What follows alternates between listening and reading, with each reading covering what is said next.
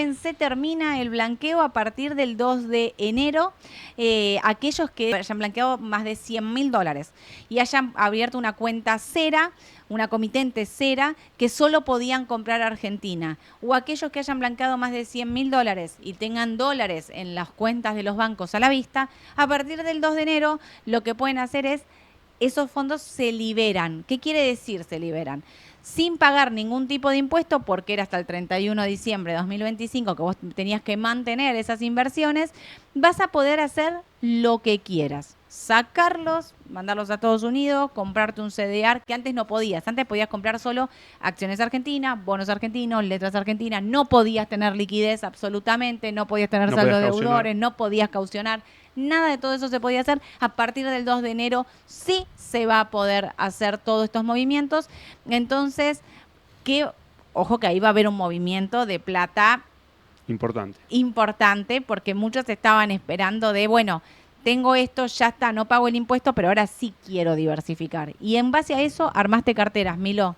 Así es, tenemos toda una serie de carteras para 3 distintos perfiles de riesgo. Por supuesto que también es una muy buena oportunidad para ver cómo estamos viendo o cuál es nuestra visión de mercado de cara a 2026, cuáles son los activos que nos gustan. Así que más allá de que no estén en la situación de cuenta cera, también son viene bien para un repaso interesantes de cartera. para repasar. Y también, si nos quieren dejar en el chat qué papel le falta a cada cartera, cómo ven cada cartera, por supuesto que será bienvenido. Empezamos como siempre por lo conservador, por lo más tranquilo.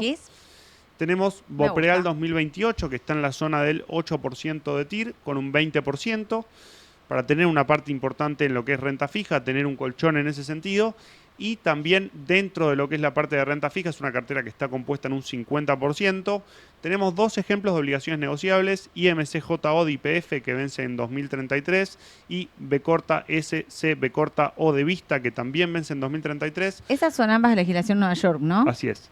Y lo que tiene también como dinámica es que están rindiendo un 7% de TIR, 7,5%, y como les decía, a estos movimientos de cara a la TIR de los bonos soberanos, podemos decir, el conservador mejor un corporativo que un soberano en este nivel de riesgo país. Por eso el 50% de lo que es renta fija se constituiría de esa manera, y después todo lo que es renta variable, ETFs, ¿no? Un perfil conservador no toma exposiciones en empresas puntuales porque ante cualquier balance, ante cualquier noticia negativa, la acción puede tener movimientos bruscos, sea para arriba o para abajo, siempre hay que tener en mente la relación riesgo-retorno.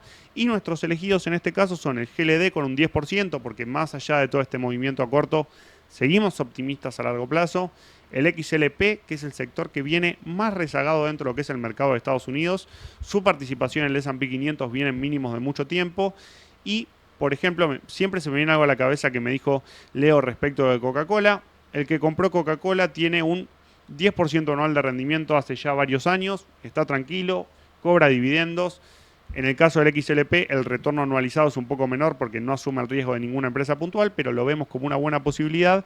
Y después tenemos 2 sectores de los que ya venimos hablando bastante, Sole. El XLRE, Real Estate, lo llevaste hace poco a qué hacemos con los pesos. Sí, me gusta a mí.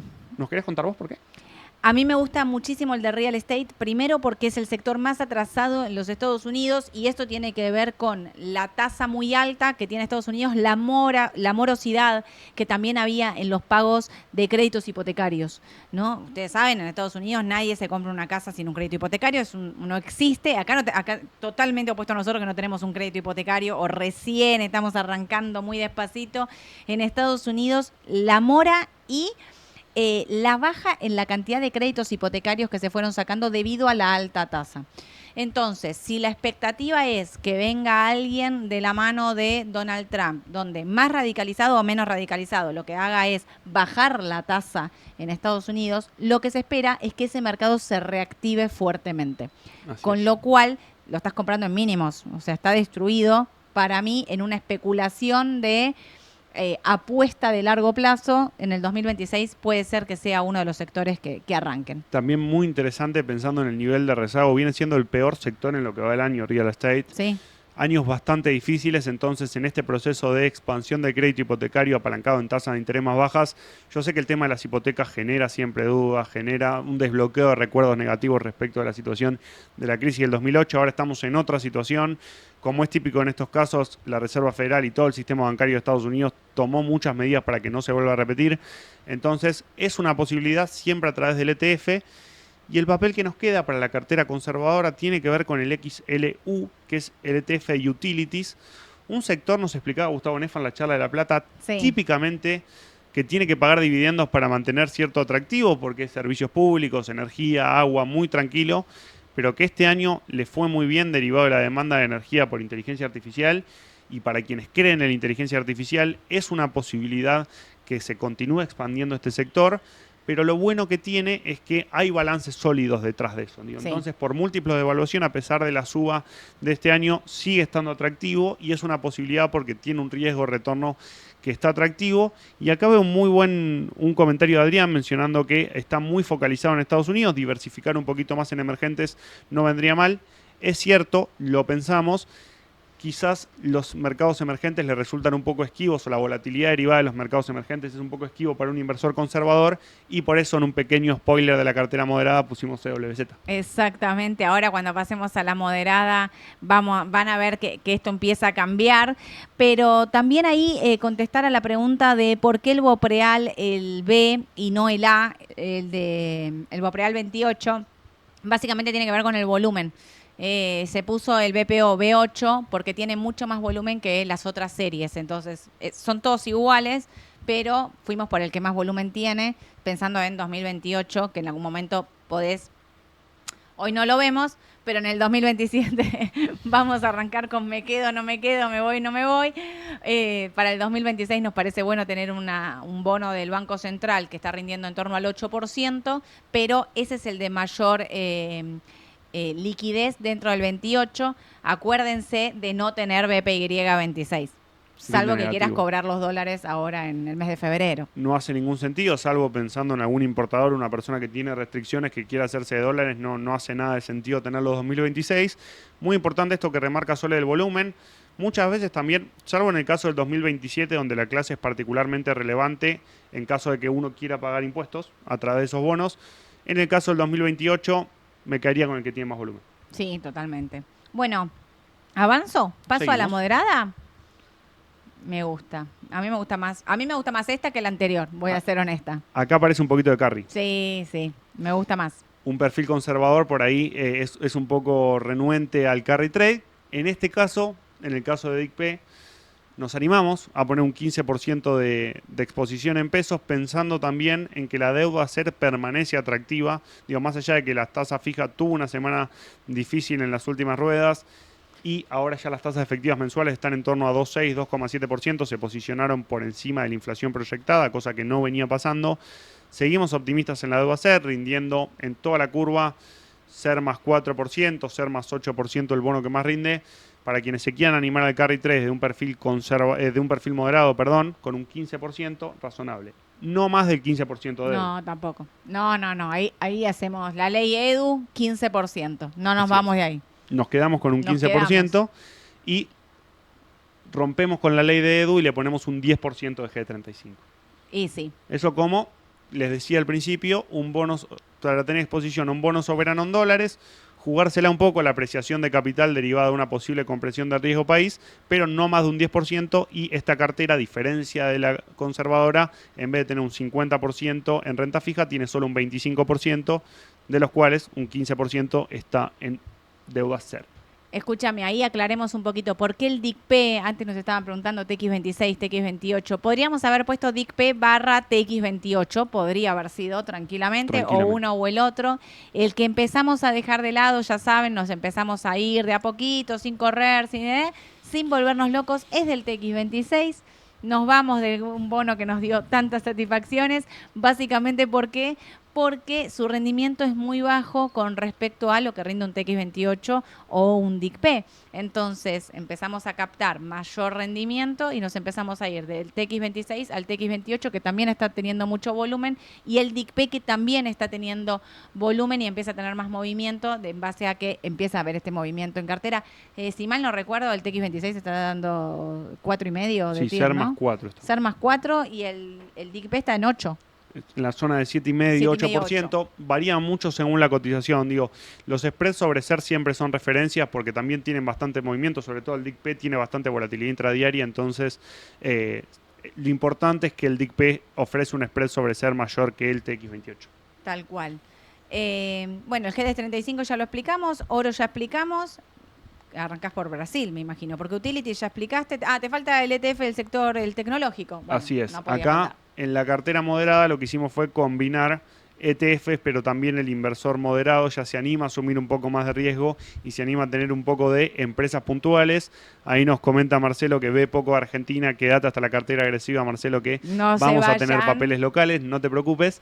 Y en el caso del EWZ, vemos recorrido todavía en Brasil. El price earning sigue por debajo de su promedio histórico. Va a depender mucho de la situación política en un trade electoral que arrancó en forma negativa y arrancó antes de lo esperado por la declaración de Bolsonaro de que apoyaría la candidatura de su hijo menor en lugar de la candidatura del gobernador de San Pablo, que era el candidato del consenso del mercado.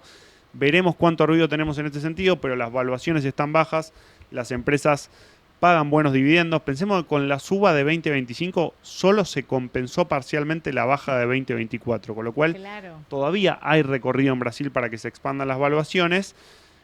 Hay que tener paciencia en este trade y también hay que tener en cuenta que un inversor moderado se para a través del ETF porque tuvimos, por ejemplo, en el mes del 5 de diciembre, que fue el día donde salió este comunicado de Bolsonaro, hubo empresas que cayeron hasta 12%, el EWZ cayó un 5%, pero muestra menos volatilidad. Y después tenemos... Perdóname, ahora que Bolsonaro padre apoya al hijo, Estados Unidos, Brasil en Estados Unidos está bajando. Así es. Por eso... Obviamente. Toda la volatilidad derivada de las elecciones que tuvimos en Argentina en el 25 la vamos a tener seguramente en Brasil en 2026. Sí. Quizás de una mejor recompensa de riesgo-retorno a pesar de toda esta suba. Veremos qué nos depara para el año que viene. Solo un 15% de la cartera. Muy bien. Y tenemos al XLK. XLK. Un inversor moderado en un contexto de donde la economía de Estados Unidos sube. Hay un optimismo muy importante por todo lo que es inteligencia artificial, más allá de algunos factores de riesgo. Es una oportunidad. El XLK tiene Google, tiene Nvidia, tiene Amazon, tiene Apple. Si el mercado de Estados Unidos sube, seguramente sea porque en gran parte hubo movimiento al alza del sector tecnológico, va a seguir siendo uno de los motores del mercado, más allá de que en 2025 vimos una suba mucho más pareja de todos los sectores, cosa que no había pasado en 2024. En 2024 había sido tecnología, sector financiero, comunicación y todo el resto rezagado. 2025 fue mucho más parejo, pero el sector tecnológico va a seguir siendo uno de los motores de crecimiento del mercado de Estados Unidos. Y después ya nos vamos a los papeles. Y la baja de la tasa también los beneficia, ¿eh? Así es. A las empresas totalmente endeudadas y que necesitan mayor endeudamiento para seguir creciendo, también las beneficia la baja de la tasa. Así que hay que tener cuidado ahí, atención ahí. ¿Qué te queda? Visa. Tenemos Visa, un papel que nos gusta mucho, un papel que tuvo un año difícil, un papel que es lento para perfiles conservadores a moderados, pero crece. Digo, crece en línea con el S&P 500. Ya los cansé con mi frase de que si le va mal a Visa, ¿qué empresa le va bien? Posición dominante en su mercado, ganancia por acción creciente. Hace poco el Bank of America le levantó la calificación y le elevó el precio objetivo a $383. Una empresa que no tuvo un año del todo fácil, pero que siempre es un buen colchón para tener en la cartera, pensando en un papel puntual que no tiene demasiado movimiento. Creo que es una posibilidad y que sube en línea con el S&P 500. Absolutamente. Bueno, y ahora vamos a la agresiva. Escuchen esto, no es para que ustedes armen esta misma cartera exactamente, es para que tomen por perfiles de riesgo. Uno puede hacer un mix. Obvio. Yo tendría Brasil, Vista, tengo Meli, me voy a un DICP, me voy a un GLD, me voy a un Berkshire también, un BRKB, me voy a un Visa, digo... Cada uno de ustedes arme su cartera como más cómodo se sientan, no repliquen al 100%, porque por ahí decís, che, todos estos papeles, yo no me siento cómodo con todos estos papeles. Así que acá aparece Argentina, en la agresiva aparece Argentina. Me gusta. Tenemos dentro de lo que es renta variable argentina y un poco en línea con lo que ya estuvimos comentando, tenemos un 10% de Central Puerto. Esto es una cartera de 10 activos de 10% cada uno. Sí. 10% de Central Puerto, 10% de Grupo Financiero Galicia y también 10% de DICP para quien se la quiera jugar un poco más a lo que es el carry. Y también, más allá de que es un CDR, 10% de Vista. Entonces elegimos lo que más nos gusta de cada sector. Dentro del sector energético, Vista y Central Puerto, también para diversificar un poco por Muy tipo bien. de energía y no quedarnos un 100% de posición en petróleo por todos los factores de riesgo que ya estuvimos hablando. Dentro del sector financiero elegimos al Grupo Financiero Galicia. Acá un asterisco. También puede ser Banco Macro. Sí. De hecho, lo pensamos inicialmente la posición en Banco Macro, pero después lo corregimos teniendo en cuenta el movimiento por gráfico, que hoy está mejor Galicia que Macro. Si alguien se la quiere jugar más, puede ser un BBVA también, que mostró un balance muy resiliente. 10% en un banco, hoy por momentum vemos mejor Galicia. Y después ya nos vamos a un solo ETF, que es GLD, y después a pleno con Ahí te empresas están puntuales. peleando, Milo. ¿Por qué no pusiste IBIT? Bueno, ahí tenemos otro ¿Por qué no comentario de Adrián, pusiste que está URA? muy bueno. Se pensó mucho, pero hay bonus track. A ver, me gusta el bonus track. Forma parte del bonus track. Aquellos inversores que prefieren asumir un poco más de riesgo desde un perfil agresivo, teniendo en cuenta que la cartera tiene Meta y tiene Nvidia, pueden suprimir alguna de las dos. Yo suprimiría Meta porque estoy muy optimista con Nvidia a largo plazo, por un 5% de IBIT, un 5% de URA, Sacás el GLD. Yo el GLD lo sacaría de ahí. también es una opción. Yo sacaría el oro ahí. Porque es agresiva. También es una posibilidad. Tipo, me la voy a jugar. Dentro de ahí, ¿ves? Es muy importante esto que decís de pueden tomar lo que quieran dentro de esta cartera, porque Absolutamente. por ahí hay inversores que prefieren tener un 10 de GLD de colchón y cambiar otro papel. Comparto también esto que decís de sacar Bien. el GLD. Entonces, si tenemos que sacar, Si pienso en algo totalmente agresivo, lo saco. Chau. Yo no tendría una cartera sin un BRKB, un Visa, un Exacto. GLD, digo, porque no me sentiría cómoda. Sacándole el oro ahí y poniendo IBIT, URA, por ejemplo, yo no me sentiría cómoda por mi perfil. ¿Me y entendés? no te dije el otro plan. A ver, Para ¿cuál que es? se la quiera jugar por completo, Me gusta, a ver. sacar un 10% de GLD y animarse, porque no, a lo que son las cuánticas. Pero esto es de un perfil sumamente agresivo. ¿Sí? Es la cartera del Mundial, lo Sí, vemos por... Lo vemos. O lo vemos desde Kansas Claro. a la fase de grupos, o lo vemos por tele o por radio, o lo escuchamos por radio. Lo escuchamos por radio. Es una posibilidad. Y entonces, en concreto, en conclusión, quien quiera jugársela un poco más, activos que nos gustan son IBIT, URA y las cuánticas, pero en estos tres casos, no más de un 5% de cartera. Pará, ¿las cuánticas están para comprar ahora? Por gráfico mostraron un retroceso. Rigetti viene lateralizando en la zona de 24 a 26. Le está costando mucho superar los 26.50 Sí. y la media 200 está en 20. Con lo cual, yo esperaría a que rompa los 26.50. ¿Puedes ir por armar la una posición comunidad más firme. cuando rompa esos 26.50 si nos avisás? Sí, claro. Ok, perfecto. La otra que dijiste es IBIT, IBIT y URA. URA. IBIT quizás ahí juega como un sustituto también del oro, del 10% de oro, porque es conceptualmente lo mismo de este trade antidólar, ¿no? De un dólar más Sí. débil, entonces o las cripto o los metales suben, entonces también se puede reemplazar por oro, pero como activos de bonus track tenemos esos tres.